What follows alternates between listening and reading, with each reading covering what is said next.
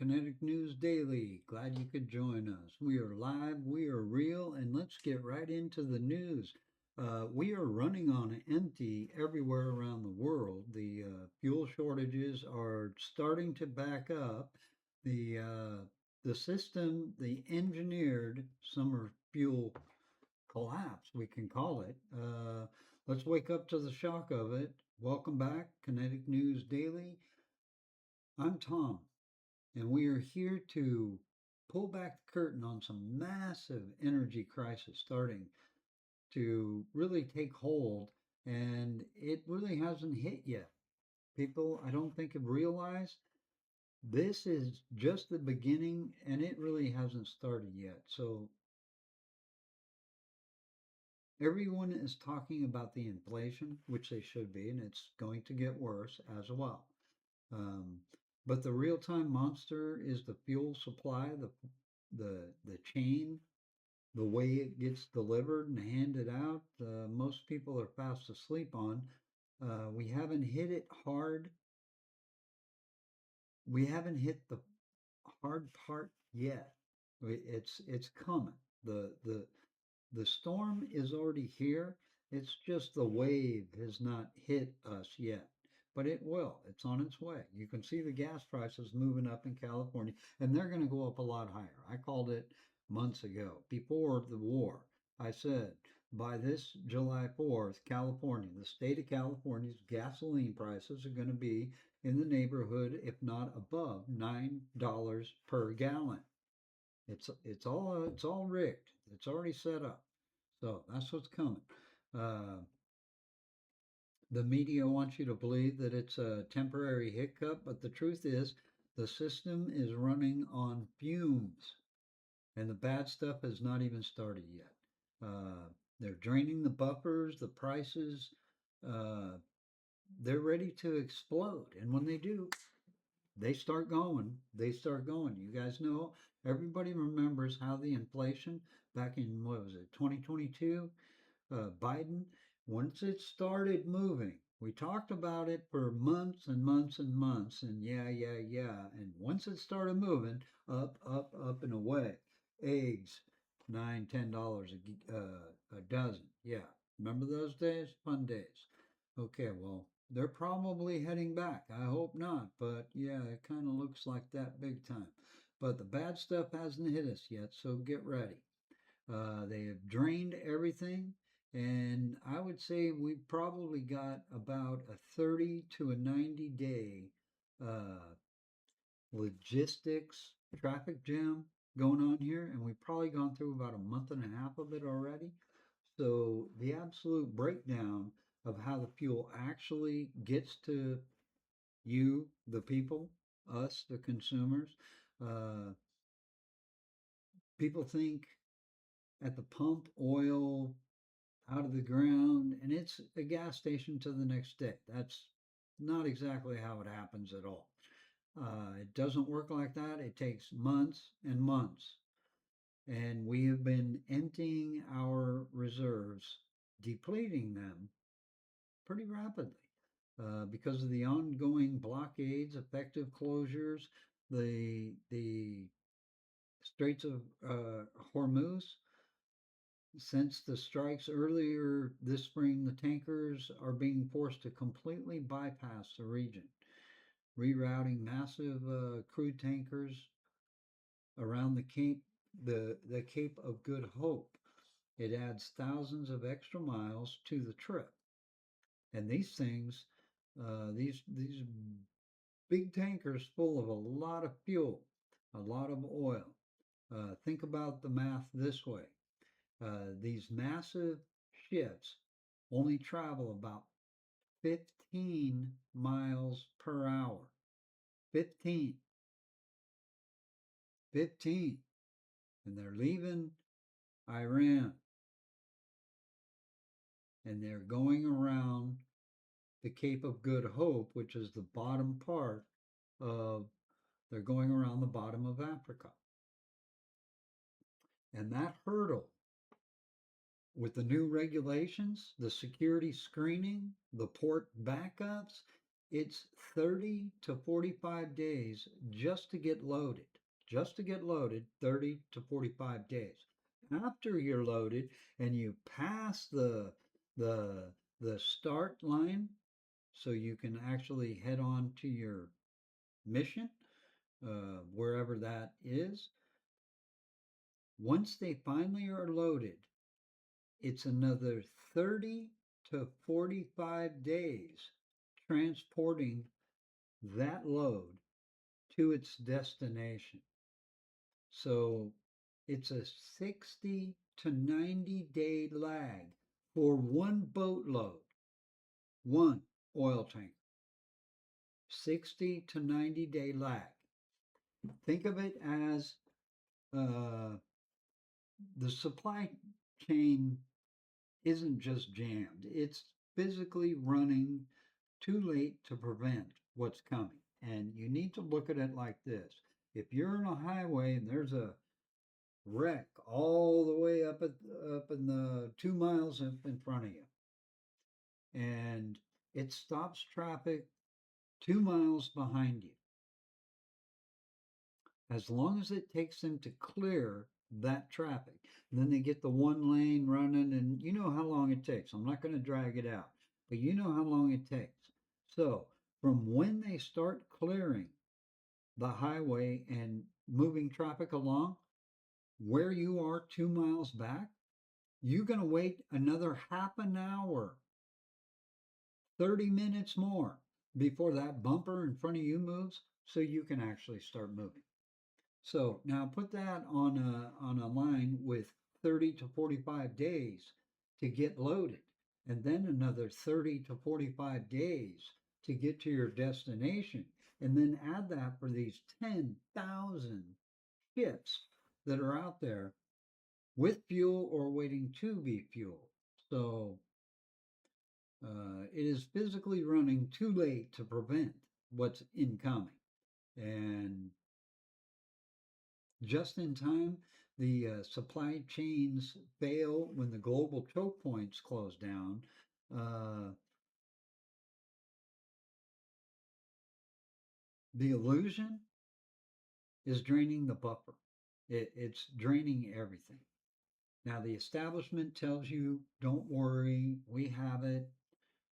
I'm hoping for that because we can't take any more downs. But like mom used to say, hope for the best, but son, you better expect the worst. So we're going to take both sides of that coin.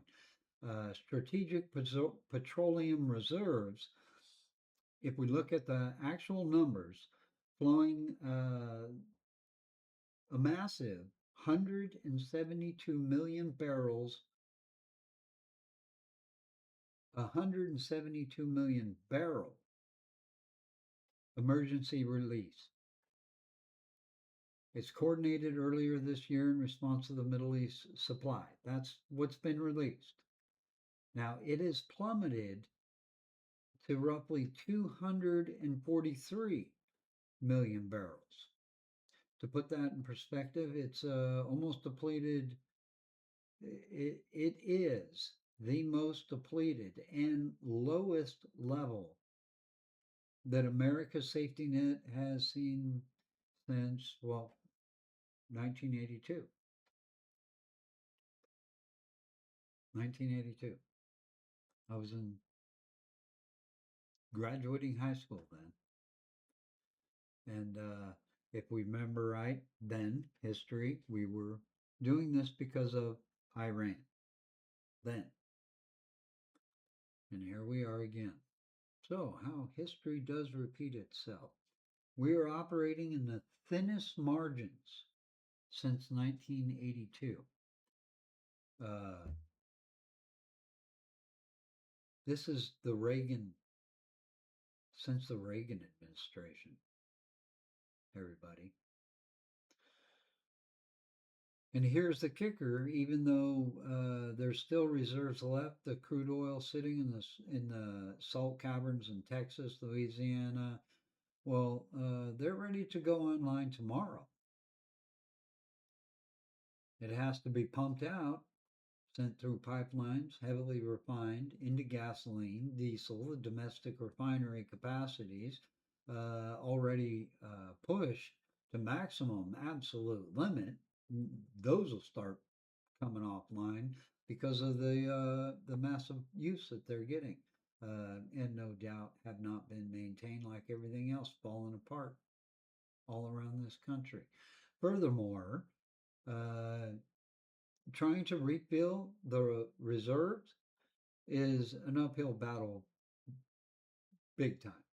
The maximum rate we can physically pump oil back into those caverns is less than 800,000 barrels a day, while the drawdown can happen in over 4 million barrels a day. Draining it takes days. Refilling it will take until at least 2031. You heard that right. 2031 to refill it. We are completely exposed to the next major market shock. Price hikes and the forecast coming. Now, everybody want to second guess and question again why Donald Trump went into Venezuela? Well, there might come a time we're going to need that oil. Not to mention, I do believe that they are or have plans to control the oil that way. At the same time, they can literally put a doorstop on Iran's selling oil. In other words, the United States, with this maneuver, can become the oil distributor for the world. Um, that's what I see coming. Where are the prices at now, and where are they going? We watched West Texas Intermediate crude rocket from a high of 60 to over. It went over $100 a barrel in just a few weeks, and we can expect that to come back again. And that was at the beginning of the Hormuz crisis. While standard economic models predicted gasoline would average $2.90 to $3 this year, the structural reality on the ground is completely shattering those windows all big time. Uh, the global oil inventories are dropping by the millions and millions of barrels this quarter, keeping oil prices heavily evaluated. Retail gas prices are already pushing well past $4. California, they're up around 6, even above. Some places down south are 7. uh, Mark of the major regions as the spring and summer surge, and it's just starting. Kids just got out of school, so it's going to accelerate. And then we got the holiday coming up, the 4th of July, and the peak summer travel season colliding with 45-day shipping delays. Oh, yeah. This is an accident waiting to happen here. Massive, unprecedented historic spike before autumn. That's what I see coming. I see that coming big time. If you think fuel is expensive today, just wait until the delayed transit gap hits the pumps next month, and because it will be next month, and that is when you're going to see the actual events start to happen. I call for it to happen somewhere around June 20th. Right in that area is when we're going to see it start spiking up. Uh, Even more so. And then from by July 4th, I called it over $9 a gallon here in the state of California, and that's what they got coming. So it's engineered programming. If you've asked yourself, how does a global superpower let the primary strategic assets drain to 40-year lows? Shipping lanes break down. It isn't incompetence, but you step back and you look at the whole picture, everybody, it becomes incredibly obvious what's going on here. And accuracy is being somewhat obscure purposely. Why? Well, the programming of the population. You got to program the population. They want you to get. They want to get the people modified, conditioned as to what's coming and how it's going to be. That's why all these data center rush and AI, yeah, all of this is starting to come together. So that's what we can see coming. Um, Consumer price index, forced compliance under these energy transition or supply chain crisis to create shortages. Just watch the panic because it's going to start, and when it does, you need to be ready. You need to be awake. So the best solution is be prepared. Make sure you're stocked up with some supplies. Make sure you got a week's worth of supplies, a week's worth of water. Make sure you got some backup batteries, some means of radio so you can keep informed. Buy some of those solar panels that will keep your phones and your computers charged. All right, everybody. This is Kinetic News Daily. Hope you like, hope you subscribe, hope you follow. Please enjoy one of our books over at PayHip. Just pay what you want, and we appreciate you. Hope to see you back next time. This is Kinetic News Daily. We are real, we are live, and now we're out. Hope to see you next time.